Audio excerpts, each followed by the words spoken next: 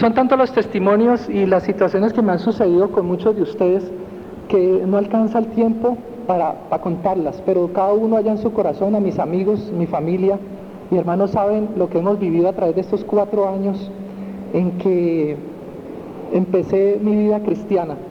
Pero sí me gustaría hablar de la hermana Estela. Hermana Estela, ¿por qué no se pone de pie para que la conozcan? Resulta que yo le preguntaba a la hermana Estela hace unos minutos: hermana, ¿yo me la encontré a usted o usted me encontró a mí? Entonces ella me decía: no, Dios nos unió. Resulta que ella hace la obra misionera en La Buitrera. En el año 1986 conoció el mensaje y cuando veníamos en el carro le decía: hermana, ¿usted es natal de qué iglesia? Me decía: yo soy del Edén. Digo: ¿cómo así que del Edén? Conoció el mensaje en el Edén en una campaña evangelística por invitación de unos hermanos. O sea que hace 21 años están los caminos del Señor y bueno, ese es el testimonio de esta mañana. Quisiera saber, ¿para cuántos de ustedes es fácil predicar? Quisiera ver las manos arriba de los hermanos y amigos que piensen que es fácil predicar. Bueno, no veo ninguna mano. Para mí sí, es fácil predicar, pero predicar desde la plataforma y detrás de un púlpito. Desde aquí es muy fácil. ¿Por qué? Porque ustedes están dispuestos y a lo mejor nadie me va a interrumpir. Y hay que pedirle perdón a Dios y que ponga las palabras que son y no vaya a cometer falta o pecado al trazar su palabra. Es muy fácil cuando uno sabe que los hermanos han venido preparados y dispuestos, y muchos dispuestos a recibir ese pan espiritual y con la esperanza de encontrar respuestas a muchas situaciones. Pero ¿sabe qué es lo difícil?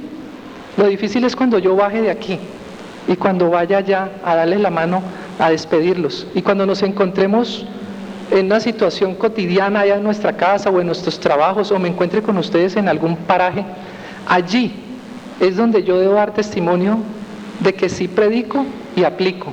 ¿Qué tan difícil es? Esa es la parte difícil. Pararse acá es fácil, pero lo difícil es vivir ese cristianismo y vivir esa vida como cristianos. Así lo veo yo. Cada uno en su corazón, en su mente, puede tener su propio concepto. Vamos a leer en el capítulo 37, versículo 15, vamos a leer del versículo 15 al versículo 28 del libro de Ezequiel. Ezequiel era un profeta que vivió en el cautiverio en Babilonia cuando el pueblo de Israel cayó en desobediencia y como consecuencia de su pecado fueron llevados cautivos. Ezequiel es un profeta que me ha inquietado mucho. Es un profeta que a veces no tenemos mucho en cuenta, aunque debemos tener nuestros ojos puestos es en Cristo, no en Ezequiel, ¿no? Pero Ezequiel ha traído un mensaje maravilloso a nuestras vidas. Y dice así en el versículo 15: recibí esta palabra del Señor: hijo de Adán, toma un palo y escribe en él a Judá y a los israelitas sus compañeros. Toma después otro palo y escribe en él a José, palo de Efraín, y a toda la casa de Israel, sus compañeros.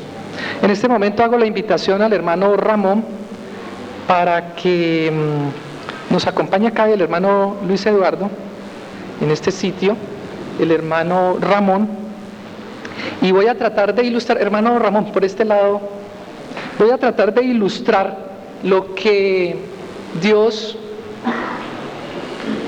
dijo al profeta y que éste manifestara a su pueblo. Hijo Adán, toma un palo y escribe en él a Judá y a los israelitas sus compañeros. Judá va a ser representado por mi hermano Luis Eduardo. Usted representa a José y al pueblo de Judá, y el hermano Ramón va a representar al pueblo de Israel y a Efraín. Entonces dice que tome un palo, ¿no?, y escribe en él a Judá y los israelitas sus compañeros. Este es un símbolo, ¿no? Es un palo, era un cayado. El palo tenía una forma diferente. Este palo nos va a ilustrar la enseñanza. El palo o la vara es un símbolo ¿de qué? De poder, ¿no? Y que Dios autoriza a esa persona o a ese líder de iglesia o a ese líder de casa a que tenga el poder, ¿sí? Esa vara. Pero dice que escriba en él, ¿no? En este palo. Es un símbolo, ¿no? Porque sabemos que un principio de hermenéutica dice que hasta la cruz todo es local y literal, y después de la cruz es simbólico e espiritual, ¿no? Literal para ese pueblo que vivía esa situación, pero lo vamos a aplicar en nuestras vidas espiritual. ¿Qué escribió Ezequiel en ese palo? Pues escribió lo que el Señor le dijo, le comunicó que le escribiera a esos dos pueblos. Sucede que esos dos pueblos estaban separados. ¿Hoy la iglesia puede estar separada? No sé. No estoy hablando de esta iglesia. Puede estar separado a nuestras familias. Nuestra esposa puede estar pensando una cosa y yo otra. Ese pueblo estaba dividido. Pero entonces Dios había hablado a ese profeta. Y después dice así: toma después otro palo y escribe en él a José. En este palo escribo a José. Pero dice, palo de Efraín y toda la casa de Israel sus compañeros. Y acontece que Efraín también tenía un palo. Dios le había otorgado ese poder de dirigir la iglesia, o dirigir su casa, o dirigir su empresa. Pero ¿qué estaba haciendo Efraín con la autoridad que Dios le había dado en ese momento? Vamos al libro de Oseas, capítulo 5, versículo 3 al 5. Dice así: conozco a Efraín e Israel, no me he desconocido. Efraín, te has pervertido e Israel se ha contaminado. Su proceder no les permite volver a su Dios, porque espíritu de fornicación está en ellos y no conocen al Señor. La soberbia de Israel lo desmiente en su casa Israel, y Efraín tropezará en sus pecados, Judá tropezará con ellos. El pueblo estaba dividido y Efraín estaba haciendo cosas indebidas y tenía el poder por su mano, tenía la vara. Había caído en fornicación. Todos sabemos que fornicación, existe la fornicación carnal, pero la espiritual es aquella cuando caemos en adoración de otros dioses, o deformamos la palabra de Dios, o sencillamente no guardamos sus mandamientos. Ahí estamos fornicando. Volvamos entonces al libro de Ezequiel, capítulo 37, en el versículo 17 dice: júntalos luego uno con el otro para que sean uno y serán uno en tu mano. Están los palos en mi mano. Cuando vemos el preámbulo del versículo dice: recibe esta palabra del Señor, hijo de Adán. Era un hombre como cualquiera de nosotros, hermano Jairo. Ezequiel, usted podría ser un Ezequiel, en que Dios le deposita a usted una confianza para que le advierta a su pueblo de que está en pecado, de que hay cosas que se están haciendo mal en la iglesia y que hay que amonestar y que hay que hablar, porque el pecado hay que llamarlo pecado. No podemos acariciar el pecado, no podemos ocultarlo. Debemos descubrir el pecado, no la persona, ¿no? Porque todos estamos expuestos al pecado. Debemos tratar el pecado, porque nuestro enemigo no es mi esposa, mi enemigo no es mi vecino, nuestro enemigo ya sabemos quién es aquel maligno. Y cuando te pregunten de tu pueblo, ¿no nos explicarás qué significa eso? Hermanos, se pueden sentar. Muchas gracias por su colaboración. Miren que los palos están en mi mano, unidos. ¿Sí? La unidad. Dios nos invita a la unidad. Padre, Hijo, Espíritu Santo. Es la unidad perfecta, el equipo perfecto de la unidad. Entonces, aún a pesar de nuestros errores, de nuestras faltas, de nuestro carácter, debemos esforzarnos por estar unidos. Y cuando te pregunten los de tu pueblo, ¿no nos explicarás qué significa eso? Diles, así dice Ezequiel. No, ¿cierto? No dice así. Dice, diles, así dice Dios el Señor: yo tomo el palo de José que está en la mano de Efraín, y a las tribus de Israel sus compañeros, y los pondré con él, con el palo de Judá, y los haré un solo palo, y serán uno en mi mano. En ese momento, hermano Belisario, a usted le han dado un cargo, o usted ha sido nombrado coordinador en una empresa, ¿sí? Usted debe de ejercer su cargo, y si no, pues renuncio, ¿cierto? Pero aquí el mandato era claro: ve y háblales. ¿Y está hablando quién? Dios a través de Ezequiel. O sea que le está diciendo: mire, hermano, es que en la Biblia dice, aquí está en la Biblia, no soy yo, es la palabra de Dios. Aplicándolo en nuestra vida espiritual, traigo al caso con mucho respeto. Uno percibe la vida y percibe la palabra de Dios, uno en su carácter, en su forma de ser. El mensaje es divino, pero yo soy imperfecto, yo soy Fernando, yo soy así, yo pienso así.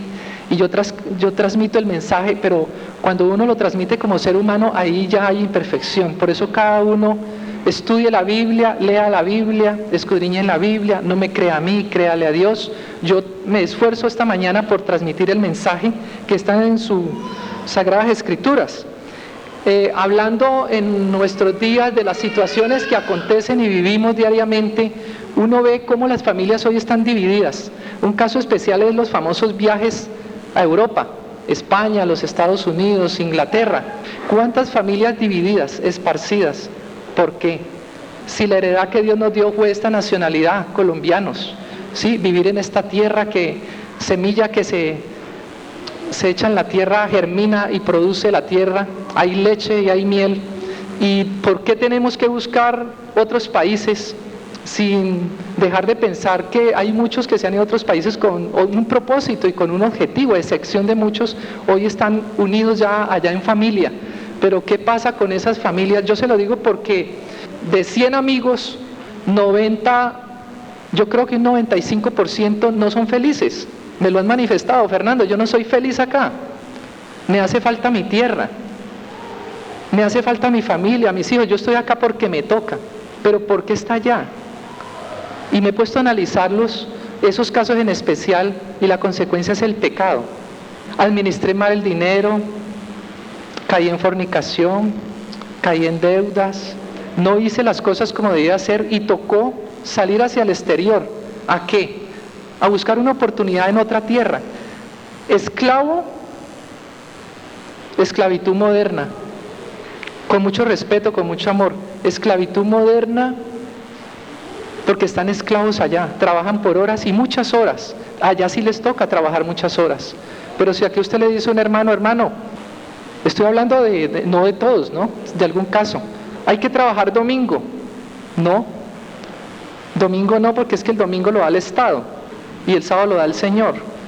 Entonces, el domingo es un día normal, cotidiano, pero si se va para España, entonces allá sí, hasta le toca trabajar en sábado, porque uno lo escucha y a uno le llega la información. Hermanos trabajando en sábado en otros países, cuando aquí no lo hacían, humildemente, aplicándolo a nuestra vida actual espiritual. Pero era este pueblo de Israel que estaba viviendo esa división.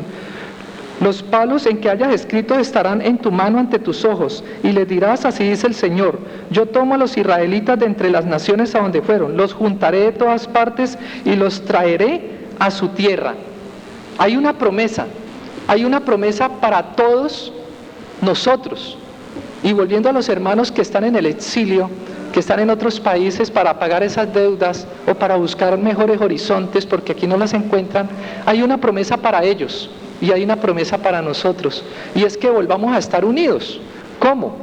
En Cristo Jesús, unidos con Él. ¿Cómo?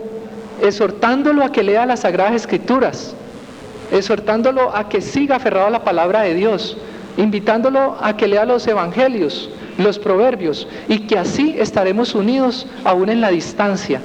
Y ténganlo por seguro, que Dios les va a dar una respuesta. Y esa respuesta va a ser o que se esfuerce más por llevárselos, o que regrese para estar unido en familia, porque no es el propósito de Dios que su pueblo esté dividido, que uno esté pensando una cosa y otro esté pensando otra. Vamos allí al libro de Oseas 11:11, capítulo 11, versículo 11. Como ave acudirán velozmente de Egipto y Asiria, como paloma, y los haré habitar en sus casas, dice el Señor. Dios nos está confirmando que si esa persona que está afuera, o si ese hermano que no está de acuerdo con algunos parámetros de la iglesia, se aferra a las Escrituras, podemos llegar a un acuerdo. Dios le tiene una promesa que lo va a traer de Egipto. Porque yo pienso en estos países europeos y me recuerda tanto a Egipto. No quiere decir que Egipto no esté en Cali, pero cuando uno le hablan de la liberación, del libertinaje y de todo lo que pasa por allá, de las riquezas, que sí hay plata, que sí se puede tener carro, que hay millones, que sí hay trabajo, Entonces yo me imagino Babilonia, ¿no? En el concepto espiritual, ¿no? No quiere decir que ahora Babilonia no está en nuestra casa y no está en Cali, ¿no? Pero vemos que allá hay abundancia ¿de qué? De riquezas, porque allá sí pueden tener el DVD, el televisor. En el versículo 22 dice: los haré una nación en la tierra, en los montes de Israel, y tendrán un solo rey, y nunca más serán dos naciones, ni nunca más serán divididos en dos reinos. Es otra promesa, ¿no? Seguimos sobre la promesa. Él nos promete que si nos aferramos a su palabra, vamos a estar unidos. Ni se contaminarán más con sus ídolos, sus abominaciones y rebeliones, y los salvaré de todas sus rebeliones en las cuales pecaron, y los limpiaré y serán mi pueblo, y yo seré su Dios. Pero ¿solo hasta cuándo? ¿Hasta qué? Nos arrepintamos, hasta que entreguemos nuestro corazón a Dios, y entonces Él nos limpiará de esos ídolos que tenemos. Ya sabemos cuáles son. No solo son las estatuas y arrodillarnos a los ídolos, con todo respeto. No, los ídolos son el dinero, la moda, la música, todas esas cosas que nos ofrece el mundo, sin descartar que todas estas cosas son necesarias. Pero como algo bueno, como la comida, que la necesitamos, puede convertirse en algo malo. ¿Cuándo qué? Cuando abusamos de la comida, cuando comemos más de la cuenta. Entonces Él nos promete que nos limpiará, ¿no? En el versículo 24 titula Pacto de paz, pacto eterno. Dios en su infinito amor nos da cada segundo de nuestra vida. ¿Cuánto estamos dedicando para el estudio de su palabra? Dios es un Dios de amor, porque Él nos espera. Aquí habla de pacto, de paz, pacto eterno. ¿Hasta cuándo? ¿Hasta cuándo pacto? Hizo pacto con Adán y Eva, hizo pacto con Abraham, hizo pacto con Moisés, hizo pacto con David, y ahora está confirmando su pacto con Ezequiel y con tantos otros, y el pueblo sigue cayendo en desobediencia.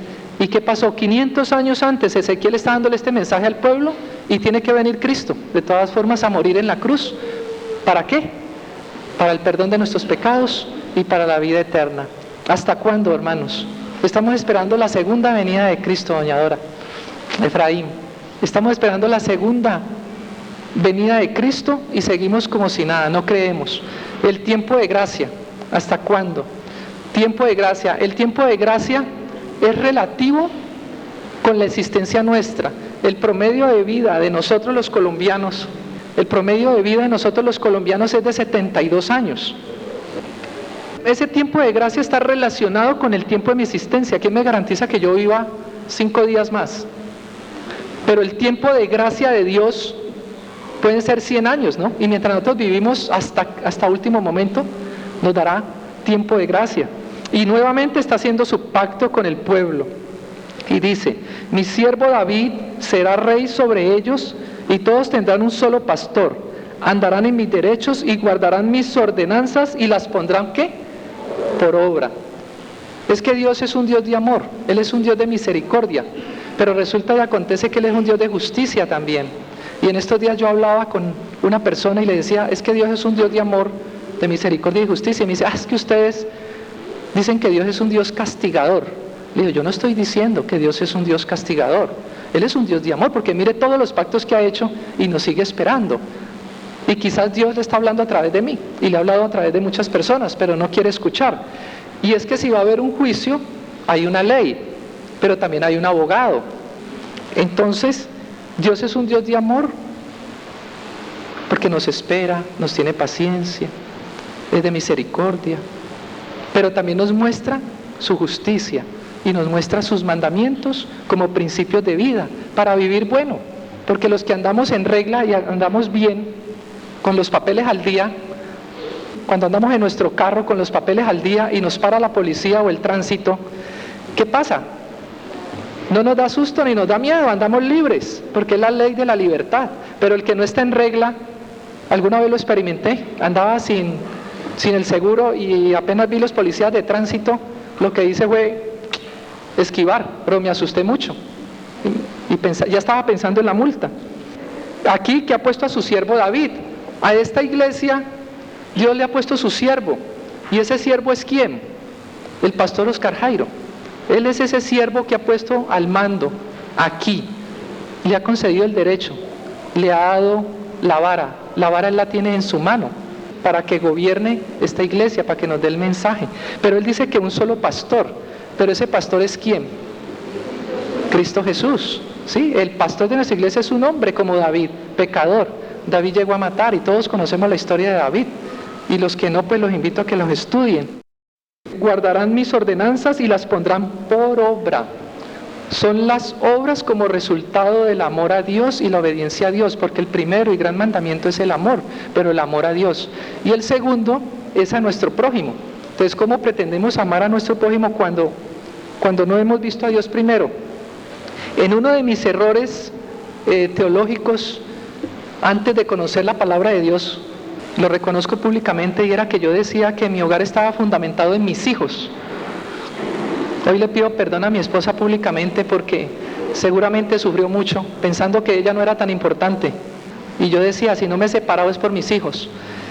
Porque yo pensaba y creía que las obras eran con el prójimo, sí, con el prójimo, pero primero miro a Dios, porque los hijos crecen, los hijos se van, hermano Castro, ¿cierto? Usted que ha tenido hijos, los ha criado y son hombres hoy día, hermano Lenín y los otros que conozco, los hijos se van. Nuestra esposa puede cambiar de parecer y un día se cansa. ¿Y quedamos cómo? ¿Solos? No, quedamos con Dios. Habitarán en la tierra que di a mi siervo Jacob, en la cual habitaron sus padres, en ella habitarán para siempre, ellos, sus hijos y sus descendientes, y mi siervo David será su príncipe para siempre. En este momento circunstancial de la vida del pueblo, David simbólicamente representaba a Cristo, ¿no? Muchos llegaron a pensar que él era el Mesías. Ese es otro estudio, ¿no? Entonces, allí estamos viendo representado a David. Y haré con ellos un pacto de paz, un pacto eterno, los estableceré y multiplicaré, y pondré mi santuario entre ellos para siempre. O sea que hay una promesa, que Él estará con nosotros, habitará con nosotros. Vamos allí a 2 de Corintios, capítulo 6, versículo 16. ¿Y qué acuerdo hay entre el templo de Dios y los ídolos? Porque vosotros sois el templo del Dios viviente. Como Dios dijo, habitaré y andaré entre ellos. Seré su Dios y ellos serán mi pueblo. Otra promesa, amén. Que el templo del Espíritu Santo es nuestro cuerpo. Traigo el testimonio de mi madre, porque mi madre, yo digo que fue, ¿no? Que fue bautista por más de 10 años. Le oraba a Dios porque yo me acercara a los caminos del Señor, pero madre, Dios te entregó no un hijo bautista, te lo entregó adventista. Que los bautistas se asemejan mucho a nosotros, tienen muchas cosas parecidas, pero como mi madre, yo sé en mi corazón que ella es una mujer sincera, le faltaba el cuarto mandamiento. Hoy día mi madre habla como adventista, muchas veces lo dice, mamá, usted habla como adventista, y ella ya se siente adventista, pero yo nunca le he dicho, sálgase de su iglesia, ¿no? Yo pienso que el Espíritu Santo es el que, y lo ha ido confirmando, a través de los días y de los años, ha ido confirmando que no somos nosotros los que sacamos a las personas de las iglesias, es el Espíritu Santo que les muestra el camino y les muestra la verdad. En 2 de Corintios nos confirma que es el Espíritu Santo habitando en nosotros. El Espíritu Santo no es una cuestión de sentimientos, es que yo no siento. Dios es un Dios de aceptación y de reconocer sus verdades bíblicas. ¿Sí? Madrecita, yo sé que usted quiere mucho a sus hermanitas, usted quiere mucho su iglesia y usted lo ha vivido. Yo no le estoy diciendo que deje a sus amigos, yo no estoy diciendo no deje visitar a su pastor, yo no estoy diciendo que deje de visitar a aquella amiga, tan amiga, no, yo le estoy diciendo que hay que aceptar la verdad de Dios. Mi morada estará con ellos y seré su Dios y ellos serán mi pueblo. Apocalipsis 21:3, vamos a Apocalipsis 21:3. Y oí una gran voz del cielo que decía, ahora la morada de Dios está con los hombres y Él habitará con ellos. Ellos serán su pueblo y Dios mismo estará con ellos y será su Dios. Esa es la promesa que Dios nos tiene, que un día viviremos con Él por 1000 años y después en la tierra prometida. Estaremos allá en el cielo con Él por 1000 años, que Él tiene una morada para nosotros. Y en el versículo 28 dice: y sabrán las naciones que yo, el Señor, santifico a Israel, cuando mi santuario esté entre ellos para siempre. Vida eterna. Y para terminar, Dios nos promete vida eterna. Me gustan mucho los testimonios, yo le doy gracias a la Iglesia Adventista porque de verdad que uno en la iglesia se prepara para teólogo, y le pedía, ojo, ¿no? Dios ve el corazón y la mente de las personas, ¿sí? No importa que usted no se sepa toda la Biblia o los versículos, no. Dios está viendo que usted ha querido venir hoy, en esta mañana, como una invitación que Dios le ha hecho a través de su amigo. En algún momento terminé un tema y le pregunté al hermano Lenín, porque yo siempre acudo a mis hermanos ancianos que tienen mucho conocimiento para pedir un consejo, y le dije: hermano, ¿cómo vio usted el tema? Y me dijo: hombre, Fernando, con mucho cariño, hermano Lenín, predicaste bastantes versículos, pero con un versículo que hubieras expuesto, ahí tenías la prédica.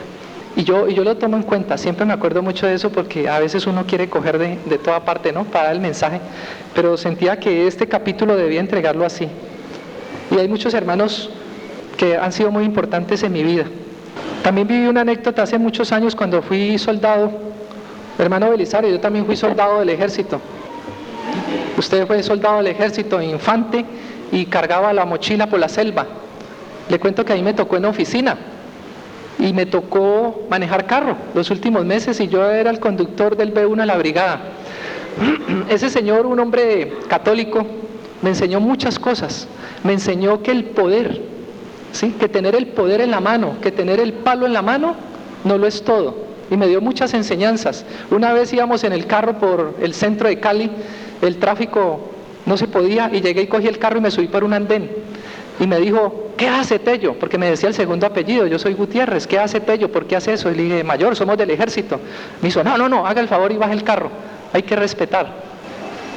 Y así, como eso, me enseñó muchas cosas.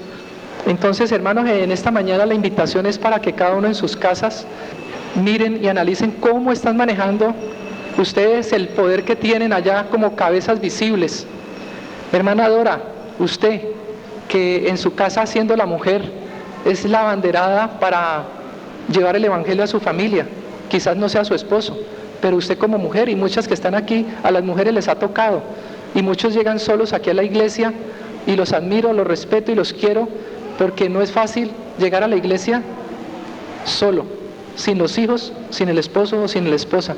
Para mí es muy fácil. Yo le digo a mi esposa: vamos para la iglesia, a mis hijos, y ellos dicen que sí. No sé qué va a pasar el día, y Dios no lo quiera y no lo permita, que mi hija me diga: papá, no quiero volver a la iglesia, o no voy a guardar sábado.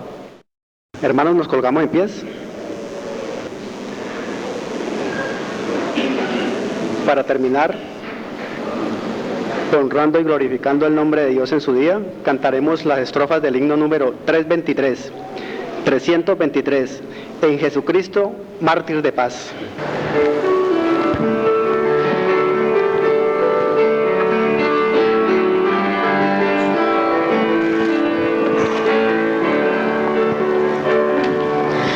En Jesucristo, mártir de paz, en horas negras y de tempestad, hallan las almas dulces horas, grato consuelo, felicidad.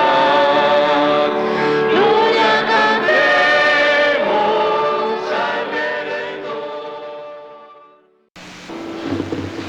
Inclinamos nuestro rostro. Amantísimo Padre, gracias por permitirnos este espacio. Una vez más te pedimos perdón por nuestro carácter, por nuestros defectos. Ponemos todos tus planes en tus manos. Bendícenos, acompáñanos, y que cada uno de los que estamos aquí representamos un hogar, podamos llevar las buenas nuevas allá a aquellos que aún no conocen este mensaje. Bendícenos grandemente en el nombre de Cristo Jesús. Amén.